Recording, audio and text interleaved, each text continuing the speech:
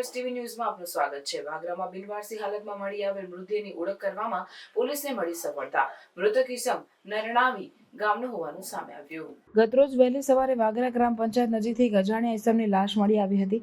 પોલીસે મૃતદેહનો કબજો મેળવી તેને વાલી વારસાને શોધવાની કવાયત હાથ ધરી હતી, જેમાં ગણતરીના કલાકોમાં જ પોલીસને સફળતા મળી છે। સમગ્ર બનાવ મુજબ વાગરા ગ્રામ પંચાયત નજીક આવેલ સાયકલ રિપેરિંગની દુકાન ચલાવતા દુકાનદાર નિત્યક્રમ મુજબ સવારે પોતાની દુકાને આવ્યા હતા, જ્યાં દુકાન નજીક એક વ્યક્તિ નીચે ઢળી પડેલ અને તરફડિયા ખાઈ રહેલ હાલતમાં જણાઈ આવ્યો હતો। દુકાનદારે માનવતાની દ્રષ્ટિએ પહેલા તેને પાણી પીવડાવ્યું હતું, ત્યારબાદ તેઓ તાત્કાલિક વાગરા પોલીસ સ્ટેશન ખાતે દોડી જઈ સમગ્ર ઘટનાની જાણકારી આપતા જણાવ્યું હતું કે મારી દુકાન પાસે કોઈ અજાણ્યું ઇસમ જમીન ઉપર પડ્યું છે અને તે તડપી રહ્યું છે। તેમ જણાવતા જ વાગરા પોલીસની ટીમ તાત્કાલિક બનાવવાળી જગ્યાએ દોડી જઈ જોતા ત્યાં એક અજાણ્યો ઇસમ મૃત હાલતમાં પડેલ હોવાનું જણાઈ આવ્યું હતું।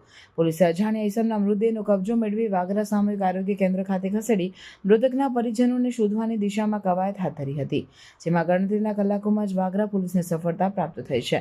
મરણ જનાર ઇસમ વાગરા તાલુકાના નરણાવી ગામનો 58 વર્ષીય ચંદુભાઈ ગોરધનભાઈ વસાવા હોવાનું સામે આવ્યું છે। પોલીસે જરૂરી કાર્યવાહી બાદ આધેડના મૃતદેહને તેના પરિજનોને સોંપ્યો હતો। રિપોર્ટર કેતન મહેતા।